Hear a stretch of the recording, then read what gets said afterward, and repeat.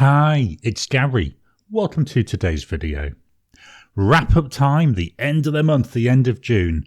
This month, you paid how much? That phrase my wife often utters when she sees what I've just been and bought. A very interesting month. I've loved every single pen. Obviously, I've rated them, and to be honest, I don't think there's going to be much of a surprise with my ratings. Very much enjoyed every single pen that I've used this month. So much so that I've refilled them. I haven't even swapped a single pen out. So there's no bonus pens to look at. We're just going to be looking at the 6 I started the month with.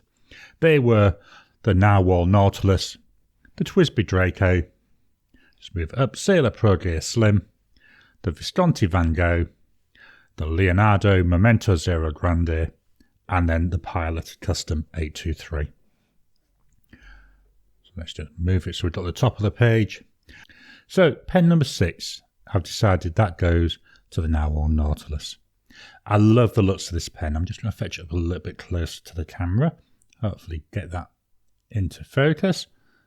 There we go. Let's try moving the focus point then rather than moving the pen. There we go. Look at the gorgeous colouring on this. This is Ebonite. I love these portals. Not very practical, but the pen looks extremely nice. Got a Nahvalur nib on this. And this was the extra broad or double broad. Very nice writing pen. Really enjoy writing with it. Get a really nice line. And paired with a Pure Pens People's Charter. Very wet combo. Why is it position number 6? Well, a pen that looks nice is brilliant. Piston filling pen. Holds a lot of ink. So this ink window, not very practical. I've actually ran out of ink in this just this morning. Issue I've got with it, for the first 2.5 pages that I write, these are A5 pages, absolutely perfect. After about 2.5 pages, it's as if the ink is just drained from the pen, it stops writing. The only way that I can get it to write again is work the piston knob and flood the feed again. After that, it'll write, again, about 2.5 pages, same issue.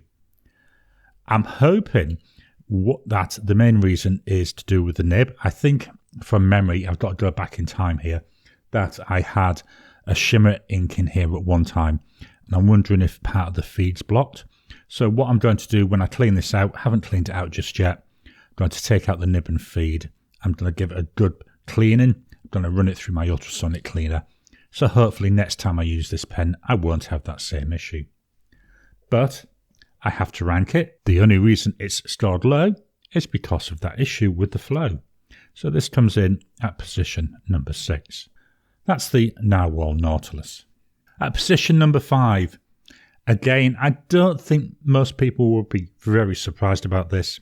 Position 5 goes to the TWSBI Draco. Lovely looking pen, looks really, really nice, very pretty. A bit busy. It's what they called a limited edition. It was a few thousand. So it's not that limited. Piston filling pen. It's got an ink window. The ink window looks quite nice there, doesn't it? It looks wideish. Except the actual ink portion, you can't really see it. Let me see if I can get something to point with. I'll use the Draco's nib. Can you see that little line there? That's actually that little bowl. That's the area that gets filled with ink. The rest of it is still transparent. This ink window, absolutely useless. Of zero use. I can hardly tell how much ink is left. It's empty at the moment. It did run out of ink during the week. It's got a TWSBI nib. Let me just fetch that up. Hopefully we can get this into focus. There we go. It's a small nib. On a pen like this, I'd have preferred a number 6 size nib. It's got this, I think it's a number 5, maybe 5.5. Looks minute when you compare it to the rest of the pen. And it looks odd. To me, this pen, now I did look for the word for this a while back in some of my other videos, and I struggled. This pen, though, it's full of compromises. That's the word I've been looking for. It looks pretty. It could be a really nice pen. I don't think for 1 second it's worth 215 Aussie dollars. Another issue that I've had with this is I've had occasional ink flow issues. So I'll be writing away, it'll stop writing. Unlike the Nahvalur where I needed to use the mechanism to flood the feed, with this, a couple of shakes like this, it would start writing again. As I say, it's a compromise. It's still a nice pen, just as I say, I don't think it's worth that money. But I have to score it. So yes, it's a pretty pen. Yes, it's for the compromises. It's that ink flow issue. A pen that doesn't write consistent really isn't that much use to me. So for this reason, this gets position number 5. So that was the TWSBI Draco. Just going to move the notepad up so we can see the final 4 pens there on the screen. At position number 4, I had to think about this one. I say all the pens, even the 2 that I've already judged, I've enjoyed using them. Position number 4, though, I've decided it goes to the Visconti Van Gogh. This is another pretty pen. Let me get this into focus. There we go.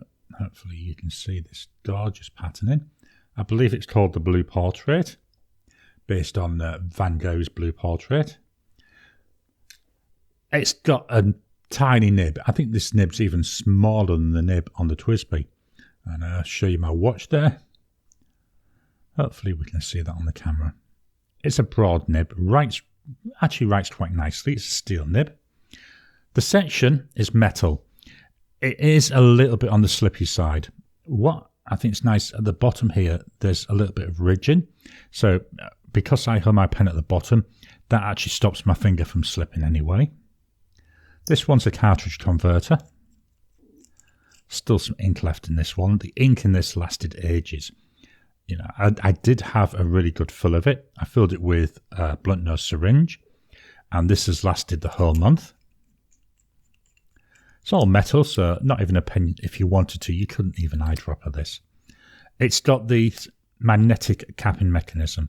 So, and I've shown this in some others, but I'll show it again. If I gently tap this, just gently, so it's moving, eventually the magnet will catch and click. There it goes on. It's nice. It's a nice gimmick. Fairly light pen. One of my issues with this pen, it's a little bit on the short side and a little bit on the thin side. Not too bad. It's comfortable enough. I do find that after maybe 3-4 pages, my fingers start to ache a little bit. Feels short. It isn't. I mean, it fits quite nicely in my hand. It will post. I don't use this posted. You know, I don't use most of my pens posted, but this particular one, I don't use it because I'm worried about scratching the material. And talking about the material, hopefully I can get the camera to capture this. Just look there, look at the facets on the body. It's not a round body. It's made up of all these little facets. Actually really nice the way it catches the light. Writing wise, had no issues, apart from it feeling a little bit on the thin side. The ink, I love this ink. I think it looks really nice in there. But again, having to mark all these pens, and this one, when you look at the cost, $343, and the issues, I say, my hand aches a little bit, steel nib. This comes in at position number 4. So that's the Visconti Van Gogh. Position number 3 goes to the smallest pen of the month. That's the Sailor ProGear Slim. This is in blue-green nebula. It's just, again, let's try and get this into focus. Okay, there we go. I think we're almost there. Doesn't want to focus though. Never mind, let's... There we go. We've got something there you can see. This beautiful green colour. And hopefully as I move it, you can see the silver specks capturing in the light and shining and reflecting back. Very nice. Blue-green nebula, I think it's a brilliant name. You know, the blue-green material. Then these silver specks remind me of stars. This is a small pen, but it's a gold-nibbed pen. If I try and use it unposted, get my hands all muddled up, I could get away, you know, maybe with a sentence at the worst, but it's a bit too small unposted. When it's posted, feels very nice. Nice length, nice feel. Section on this, similar to the Visconti, is a bit on the narrow side. My fingers, yes, they fit nicely there, but they do feel like they're squashed down at the bottom. What separates this from the Visconti is the nib. It's a gold nib, 14 karat gold nib. It is one of the best writing nibs I've got. I absolutely love the way this nib feels, the way it performs. This is another one where it's a cartridge converter. It's empty. The pen ran out of ink last week, so I didn't bother to refill this one. It's my only gold nibbed sailor. I do have a steel sailor as well. I may actually get them out and do a showdown between the two. It's nice. Writes very nicely. I say it writes really well. The reason I've put it in at position number 3 is because it's so small. I know I can get a Sailor ProGear or a ProGear Large, or is it a ProGear King of Pen? They're a lot of money though. So for this month, this comes in at position number 3. That's the Sailor ProGear Slim. So we're down to 2 pens. These are 2 of the most expensive. In fact, they are my 2 most expensive pens in my collection. Position number 2, very hard to pick, really is. But in the end, I thought position number 2 would go to the Leonardo Momento Zero Grande. This is Dark Hawaii. Let's see if we can get this into the focus point. There we go, sort of. Just turn this around so you can see it. Absolutely love this pattern. See, spaghetti type pattern I think it is. So again, like the Visconti, it's faceted. Can you see hopefully the light reflecting on that as I turn around? But it feels more circular, although we've got these stripes, the spaghetti stripes, which is what makes it look faceted. The nib on here, steel nib, number 6 size nib, unlike that little tiny nib on the Visconti. I believe the nib made by Yoho. Piston filling pen, holds an awful lot of ink. What lets this down for me? No ink window, so I've got absolutely no idea how much ink is in the pen at any particular time. And this pen is the one where I've been sat in meetings writing away, and then suddenly it stops because it's run out of ink. And if there'd have been an ink window, I'd have known that. I love the section on this. I want to say it goes down, so we taper down, then we're straight to the end. They've changed it now, so it's one of the more where it's got a concave section rather than this section. I love this section. It's so comfortable. I hold my pens down at the bottom and my fingers just fit in there so well. Unposted, very nice fit. You could post it. I think it makes it too long and back heavy for me. Writing wise, writes absolutely lovely. This is the best Leonardo nib I've got. I do have a Magico and a Ferrari, but I love the nib on this pen. I like the ink. Yes, I know it's not exactly a blue ink. The main body of this pen is blue, but it has got some browns in. That's where I've picked up the brown. Writes nicely. Very, very reliable. I know that if I take this pen out of my case, it's going to write, apart from when it runs out of ink. This then comes in at position number 2. So that's the Leonardo Momento Zero Grande. So unsurprisingly, position number 1 goes to the Pilot Custom 823. And there's very little ink in here, even though I filled it earlier this month. This pen, to me, it's almost perfect. Very nice pen. I love using this pen. I like the colour brown. You know, it's different. It doesn't look like a lot of pens.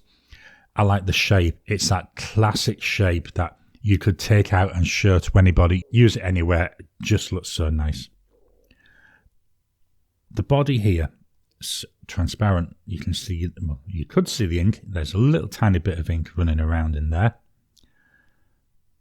After this video, I may try and write maybe another few pages. Not a lot of ink left in this.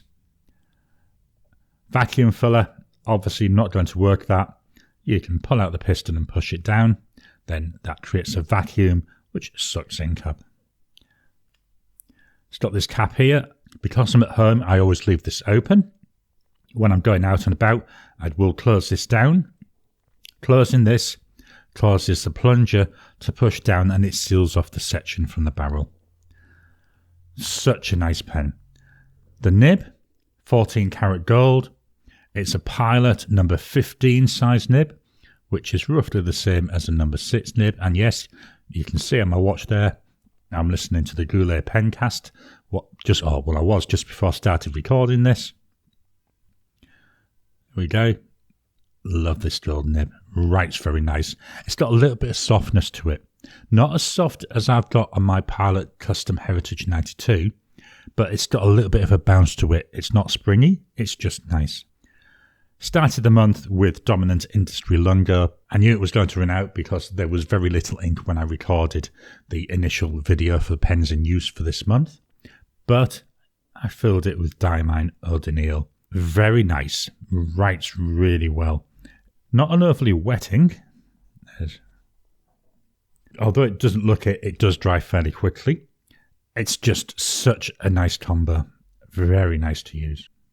And for this reason, this comes in at position number 1. So that's the Pilot Custom 823. Just going to swap on over and we'll fetch the pens in for one final look. So here are the pens that I was using during June of 2023. Position number 6, the Nahvalur Nautilus.